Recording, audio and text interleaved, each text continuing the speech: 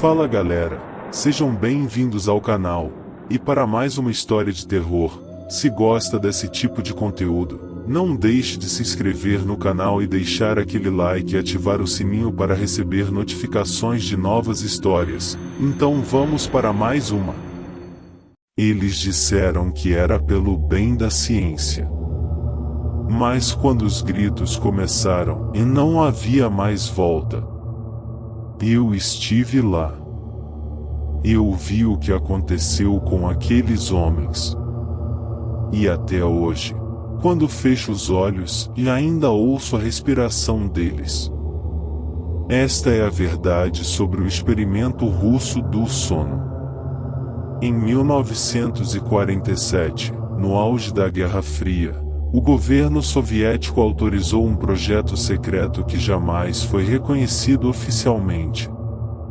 Sob o pretexto de pesquisa científica, um grupo de militares de alta patente e cientistas psicofisiológicos deu início a um experimento brutal e desumano, conduzido em um laboratório subterrâneo nos confins das montanhas Urais. O objetivo: investigar os limites da mente humana diante da privação total de sono, induzida por um gás experimental desenvolvido para manter soldados acordados por períodos indefinidos, sem danos, e ao menos, era o que prometiam. 5 prisioneiros políticos, considerados traidores pelo regime stalinista, foram selecionados como cobaias. Eram homens em faixas etárias entre 25 e 40 anos, condenados à morte ou ao exílio. A eles foi oferecida liberdade total caso participassem de forma voluntária e sobrevivessem a 15 dias trancados em uma câmara hermeticamente selada, sem sono, sob monitoramento constante, inalando um gás desconhecido que os manteria acordados. A câmara onde foram trancados era um espaço asséptico de concreto grosso, com paredes blindadas, uma janela de observação de vidro espelhado, câmeras internas e microfones estrategicamente posicionados. Havia camas sem colchão, uma pia, um vaso sanitário, livros velhos, ração militar suficiente para um mês e dutos por onde o gás seria liberado constantemente. Tudo era estéril, frio, impessoal. Os 5 homens entraram sem protestos, alguns rindo nervosamente, outros olhando com desconfiança. Assim que a porta se fechou, os dutos começaram a liberar o gás. Nos primeiros dias, tudo pareceu dentro do esperado. Os sujeitos conversavam entre si, contavam histórias de suas famílias, compartilhavam sonhos de liberdade. Um deles lia em voz alta enquanto outro fazia flexões no canto da sala. Mas os cientistas do outro lado do vidro observavam algo mais sutil, a excitação constante. Pupilas dilatadas, fala acelerada, risos fora de contexto. O gás funcionava. Nenhum deles parecia sequer sonolento, mesmo após 4 dias sem dormir. Mas havia algo mais: os olhos não piscavam com a mesma frequência. Os sorrisos já não eram naturais. Os tons de voz começaram a subir.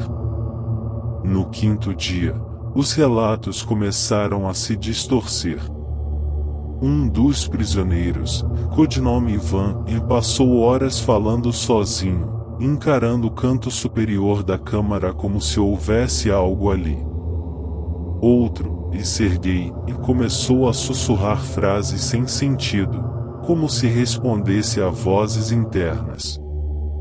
Uma das gravações captou ele dizendo repetidamente: "Eles sabem que estou acordado. Eles estão dentro da minha pele." No 6º dia, a comunicação entre eles cessou. Ninguém mais se falava. Todos estavam em silêncio absoluto, sentados ou deitados, com os olhos arregalados, fixos, respirando com força. Quando os microfones captaram sons, eram sussurros em línguas fragmentadas, com palavras inexistentes, como se inventassem um idioma próprio. No 7º dia, os cientistas notaram um comportamento alarmante. Os prisioneiros pareciam entrar em ciclos de agressividade contida. Um deles, Dmitri, começou a arrancar tiras da própria pele do antebraço com as unhas. Quando um dos pesquisadores falou com ele pelo interfone, Dmitri respondeu com um sorriso amplo: "Não dói. A dor dorme. Eu estou acordado." No 8º dia, o caos se instalou. Um dos prisioneiros, Vladimir, teve um surto violento. Começou a gritar e correr em círculos, batendo com a cabeça nas paredes até desmaiar. Quando acordou, não disse mais uma palavra. Estava mudo, com os olhos completamente vermelhos, devido à ruptura de vasos. No 9º dia, a situação se deteriorou de forma irreversível. Um dos homens, cujo nome nunca foi identificado, arrancou pedaços de seu próprio abdômen com as unhas. Sim, com as próprias mãos. Rasgou a pele, abriu os músculos, e em um momento documentado pelas câmeras, começou a puxar parte do intestino e mastigá-lo, como se estivesse faminto.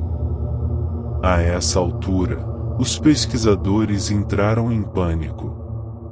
O comandante da instalação queria encerrar o experimento imediatamente. Mas havia um problema, e a janela da câmara havia sido coberta por fezes e sangue. As câmeras internas foram danificadas, e não se sabe como. Os microfones captavam sons de respiração ofegante e algo que parecia risos abafados. Quando os cientistas anunciaram pelo interfone que o gás seria desligado, uma única voz respondeu: "Nós não queremos dormir. Não queremos mais sair. O sono é morte." No 15º dia, as portas da câmara foram finalmente abertas. O que foi encontrado lá dentro nunca foi oficialmente divulgado, e mais os arquivos extraoficiais descrevem um cenário digno de um pesadelo. 3 dos prisioneiros ainda estavam vivos. Ou o que sobrou deles. Estavam nus, cobertos de sangue seco e fezes. Os músculos estavam parcialmente expostos. Tinham arrancado os olhos, as pálpebras, as unhas. Parte de seus rostos estava desfigurada. Os lábios haviam sido mordidos até sumirem. E, mesmo assim, estavam vivos. Respirando. Sorrindo. Um deles estava de pé, encostado na parede, encarando os soldados com um olhar fixo, sem pupilas. Quando os militares tentaram removê-los, eles reagiram com força sobre-humana. Um soldado teve o pescoço quebrado com um único golpe de cotovelo de um prisioneiro que deveria estar em choque hemorrágico. Foram necessárias 5 pessoas para contê-lo. Mesmo sedado com doses letais de morfina, ele continuou gritando: "Vocês nos tiraram o gás. Eu preciso ficar acordado." Um dos prisioneiros morreu na maca, ainda sorrindo.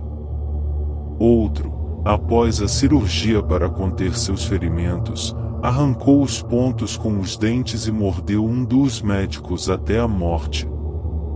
O último foi mantido vivo para interrogatório. Quando lhe perguntaram o que havia acontecido ali, ele respondeu com voz baixa, rouca, como se falasse de um lugar muito distante: nós somos o que vocês escondem de si mesmos. Somos o vazio dentro do peito quando acordam de madrugada e não sabem por quê. Somos o grito que nunca sai. O sono é a prisão. E vocês abriram as portas. Um dos cientistas, tomado por desespero, apontou uma arma para o sobrevivente e perguntou: "O que é você?" E a resposta foi a última coisa registrada nos arquivos antes do tiro. Eu sou você, quando está acordado demais para continuar humano. O cientista puxou o gatilho. E, no silêncio que se seguiu, todos os monitores cardíacos zeraram. O gás foi selado. A câmara foi lacrada para sempre. Os arquivos, enterrados nos porões da KGB. Dizem que o gás foi recriado anos depois. Mas nenhuma nova cobaia durou mais de 4 dias sem arrancar os próprios olhos. Ninguém sabe se o mal estava no gás ou na mente humana quando desiste de dormir. Fim.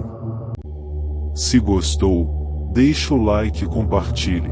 E não esqueça de se inscrever no canal.